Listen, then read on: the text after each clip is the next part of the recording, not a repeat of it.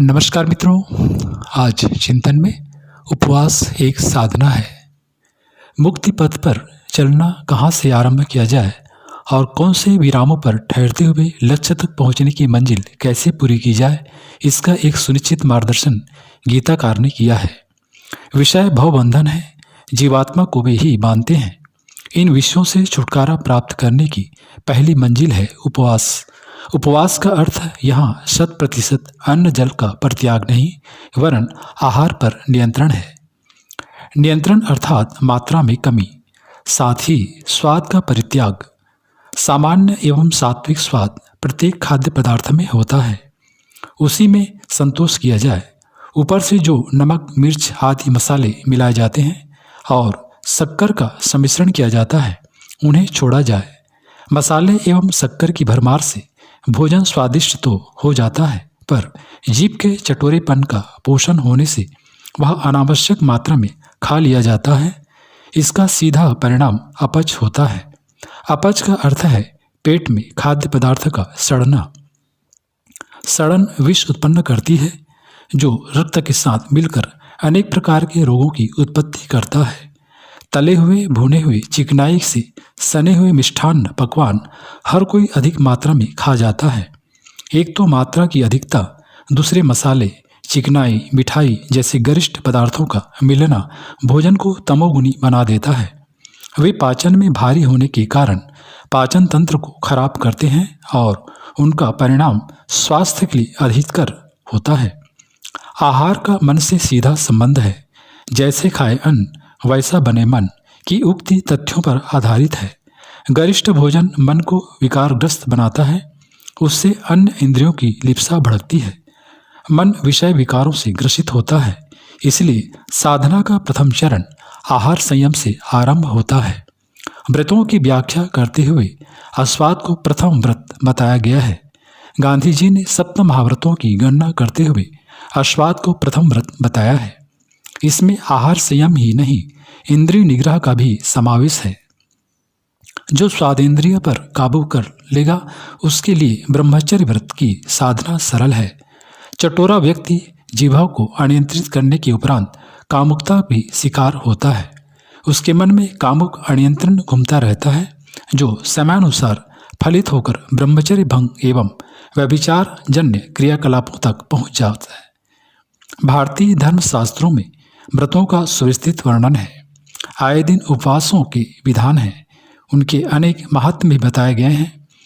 उन अलंकारिक प्रतिफलों में अत्युक्त हो जाती है, किंतु इतना सर्वथा सत्य है कि आहार संयम हर दृष्टि से उत्तम है। उससे शारीरिक और मानसिक दोनों ही स्वास्थ्य संभलते हैं। शरीर से मन बनता है। जीभ का चटोरापन सीधे कामुकता को भड़काता है। यह मनोविकार अकेला नहीं है, इनकी एक पूरी सेना है। जहाँ एक चलता है, वहाँ साथी संगतों की पूरी बारात चल पड़ती है। वासना, तृष्णा और अहंता का एक समुदाय है। लोभ, मोह और क्रोध का एक समूह है। यह सब आपस में गुथे हुए हैं, साथ ही एक दूसरा चलता है। जहाँ वासना भड़केगी, वहाँ तृष्णा भी पीछे न रहेगी। लोभ लालच में मन भटकेगा। संपदा की ओर मन ललचाएगा कि उसे जैसे बने संग्रह किया जाए। उचित रीति से उपार्जन थोड़ा ही हो सकता है। बहुत संग्रह करके अहंकार की पूर्ति कुटुंबियों को विलासी बनाने का मोह बढ़ाती है और उस संग्रह के लिए ईमानदारी से काम नहीं चलता। बेईमानी का आश्रय लेना पड़ता है। अर्थ लोभ मात्र व्यवसाय में बेईमानी करने तक सीमित नहीं रहता, वरन चोरी, ठगी, झूठ, हत्या जैसे अनेकों छोटे बड़े कुकर्मों में रस आने लगता है। उन्हें करने में भय, लज्जा, संकोच का अनुभव नहीं होता, वरन रस आने लगता है।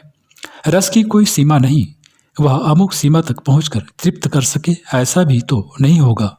जीभ से आरंभ हुआ रसास्वादन सभी इंद्रियों को चटोरी बनाता है और फिर मन की ललक लिप्साएं भड़कने लगती हैं। फुलझड़ी में माचिस लगाने के उपरांत एक के बाद दूसरी चिंगारी छूटने लगती है और फिर ऐसा तमाशा बनता है कि पूरी खेल का सफाया करने में उपरांत ही समाप्त होता है। अवांछनीयता का रस जीभ के चटोरेपन से आरंभ होकर जहाँ तक जगह मिलती है, वहाँ तक बढ़ता ही आता है। व्रत उपवास का प्रथम उपाय वह है जिससे मनुष्य अन्यान्य संयम की ओर बढ़ता है। संयम को ही तप कहते हैं। इंद्रिय संयम के बाद अर्थ संयम, समय संयम, विचार संयम का क्रम है।